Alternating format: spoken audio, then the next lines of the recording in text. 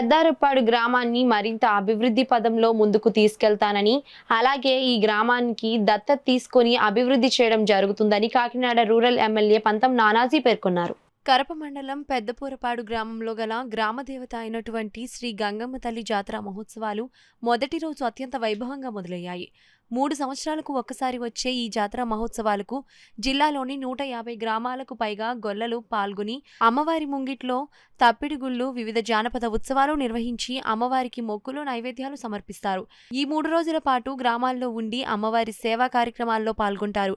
వారికి గ్రామాల్లోని గ్రామ ఉత్సవ కమిటీ భోజన ఏర్పాట్లు చేసి వారిని ఘనంగా సత్కరించి పంపుతారు. ప్రతి గంగమ్మ తల్లి జాతర మహోత్సవాలకు చుట్టుపక్కల 4 గ్రామాల నుంచి వచ్చి ప్రజలు అమ్మవారిని దర్శించుకుంటారు.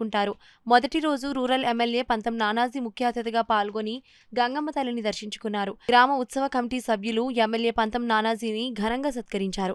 ఎమ్మెల్యే పంతం నానాజీ వెంట మండల జనసేన పార్టీ అధ్యక్షులు బండారు మురళి, భోగిరెడ్డి కొండలరావు, ఎళ్ల పండు, జనసేన పార్టీ నాయకులు, కార్యకర్తలు అధిక సంఖ్యలో పాల్గొన్నారు.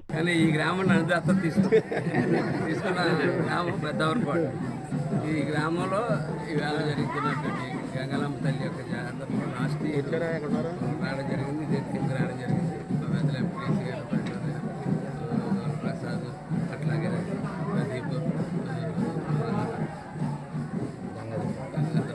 అందరూ కూడా అలా దగ్గరుండి నన్ను వాళ్ళు మొక్కిచ్చారు.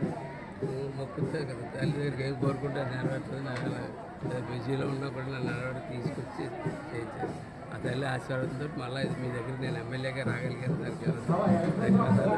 అలాగే తల్లికి ఎంత ధన్యవాదాలు చెప్తున్నాను. అలాగే ఈ గ్రామ ప్రజలు, ఈ గ్రామంలో ఉన్న నాయకులందరికీ కూడా ధన్యవాదాలు తెలియజేస్తా ఉన్నాను.